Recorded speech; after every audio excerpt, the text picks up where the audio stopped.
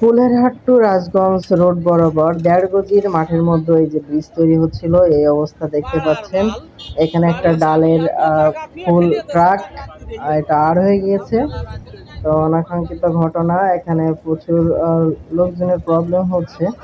তো যাইতে খুব সমস্যা হচ্ছে, বিশেষ করে কোনো বড় গাড়ি আর যেতে পারবে না। এই যে বাইক এবং মোটরসাইকেল গুলো, এগুলো টুকটাক যেতে পারতেছে, তাছাড়া আর কোনো কিছুই যেতে পারতেছে না।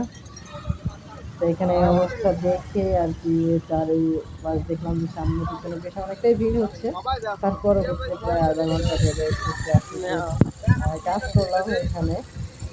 কারণ আমরা যদি এগুলো না করি তাহলে অনেকই যানজট বেঁধে যাচ্ছে। এক সাইড শুধু যেতে আছে, অন্য সাইড থেকে কেউ আসতে পারতেছে না।